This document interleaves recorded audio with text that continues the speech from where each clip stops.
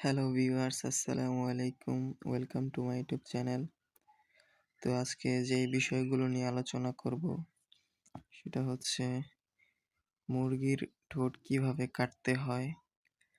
আমি স্বদেশ বহুমুখী ফার্ম থেকে সাগর আপনাদেরকে দেখাবো কিভাবে মুরগির ঠোঁটগুলো কাটতে হয় বা সেকা দিতে হয়। সবাই কিন্তু ঠোঁট কাটে না, কেউ সেকা দেয় বা ডিম পাড়ার লেয়ার মুরগির জন্য কিন্তু ঠোঁট কাটতে হয়। তো ভিডিওটি ভালো লাগলে চ্যানেলটিকে সাবস্ক্রাইব করে দিবেন, পাশে থাকা বেল আইকনটি প্রেস করে দিবেন যাতে পরবর্তী ভিডিওগুলো পৌঁছে যায়। তো কথা না বাড়িয়ে শুরু করা যাক আজকের ভিডিও। তো প্রথমে মুরগিগুলোকে খামারের এক প্রান্তে জড়ো করে নেবেন, যেহেতু সব মুরগিগুলো ঠোঁট কাটতে হবে। এক জায়গায় জড়ো করে নেবেন ভালোভাবে, খেয়াল রাখবেন যাতে মুরগি মারা না যায়। তো অলরেডি আমাদের এক পাশে জড়ো করা শেষ। এক পাশে জড়ো করে নিয়ে মুরগিগুলোকে ভালোভাবে নাড়াচাড়া করে রাখবেন।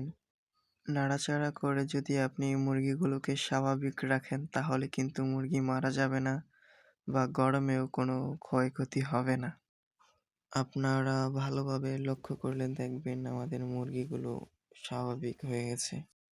তো একটি তেরপাল দিয়ে মুরগিগুলোকে জড়ো করার পর কিন্তু আলাদাভাবে আরও একটি তেরপাল দিয়ে মুরগিগুলোকে জড়ো করে নেবেন, যাতে ঠোঁট কাটার সময় সব মুরগিগুলো ধকল না খায়। ঠোঁট কাটার সময় মুরগির দুইটি ঠোঁট একসাথে জড়ো করে ভালোভাবে ধরে নেবেন, যাতে মুখের জিহ্বা বেরিয়ে না আসে।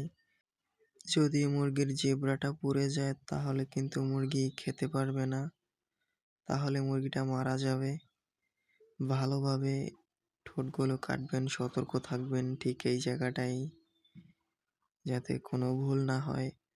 একটি ভুলের কারণে কিন্তু একটি মুরগি মারা যেতে পারে। আলতোভাবে মুরগিগুলোকে নিচে ছাড়বেন। তো আমাদের অধিকাংশ মুরগির কিন্তু ঠোঁট কাটা শেষ। আমাদের এটা কিন্তু 3000 মুরগির শেড। যারা আগে ভিডিও দেখেছেন তারা বুঝতে পারবেন। আমাদের এটা দোতলা শেড।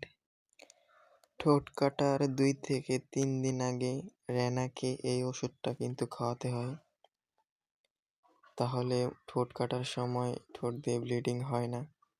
আরও একটা কথা মাথায় রাখবেন, যখন মুরগিগুলো ঠোঁট কাটবেন তখন মুরগিগুলোকে যে খাবার পানি দিবেন ওই খাবার পানিতে যে কোনো ধরনের একটা ভিটামিন ওষুধ মুরগিগুলোতে দিবেন।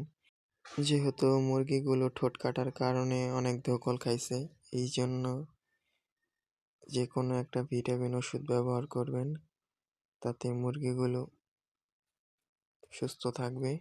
আরও একটি কথা হচ্ছে, যখন ঠোঁটগুলো কাটবেন তখন ওই বেলা খাবারগুলো একটু বেশি দিবেন, যাতে মুরগির খেতে কষ্ট না হয়। স্টার্টার ফিড হলে আর একটু ভালো হয়। ভিডিওটা এই পর্যন্তই। যাদের কাছে ভিডিওটা ভালো লাগছে তারা লাইক দিবেন, শেয়ার করে দিবেন, যাতে আপনার কাছের মানুষগুলো দেখতে পারে, দেখে কিছু শিখতে পারে। সবাই ভালো থাকবেন, সুস্থ থাকবেন। দেখা হবে আরেকটি ভিডিও নিয়ে। আজকের মতো এখানেই শেষ।